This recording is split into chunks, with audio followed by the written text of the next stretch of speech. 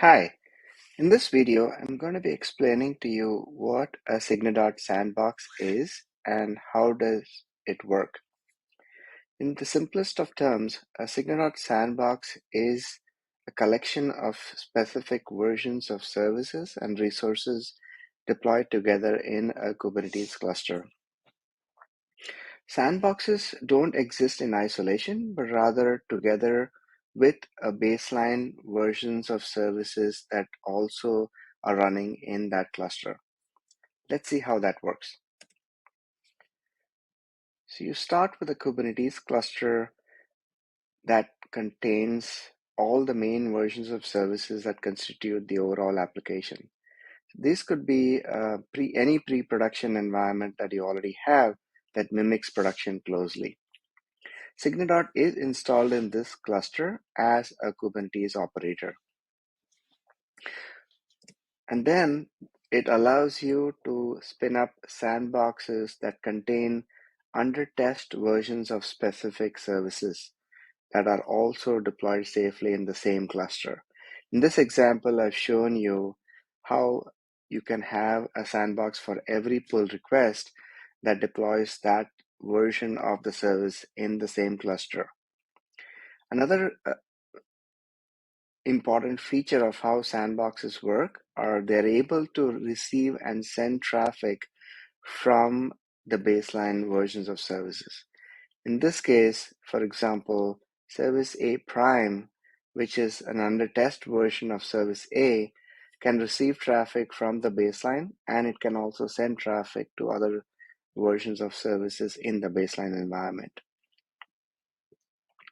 This traffic routing works by the use of sidecars that Signadot installs in the baseline deployments. If you have already a service mesh like Istio, Signadot directly integrates with those service meshes, in which case you do not need a separate sidecar. In addition to having the sidecars, another way the traffic routing works is by looking at the values of specific request headers of requests that flow through the environment. And based on the value of these headers, the sidecar makes a routing decision of which version of services to route the request to.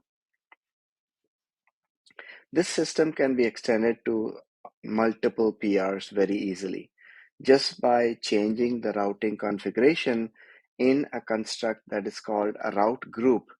You can actually include multiple PRs together and be able to test a feature end to end.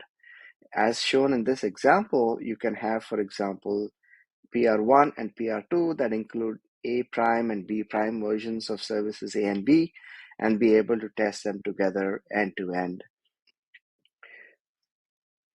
In addition to deploying stateless services in a sandbox, we also have an open source plugin framework that allows you to deploy on-demand ephemeral stateful resources like databases or message queues or any cloud resources. And note that these don't have to be heavy resources like the entire database server, but can be logical, lightweight resources like a schema within a database or a topic within a message queue and so on and so forth. So let's recap. So, Signadot sandboxes enable lightweight environments that share resources very smartly in a Kubernetes cluster alongside a baseline environment. By the use of dynamic traffic labeling and routing, you can realize environments very, very quickly across different microservices, and this enables you to have an environment per feature to really support parallel feature development in your company. And last but not the least, sandboxes also offer and support the inclusion of stateful resources like databases and other cloud resources as part of the sandbox.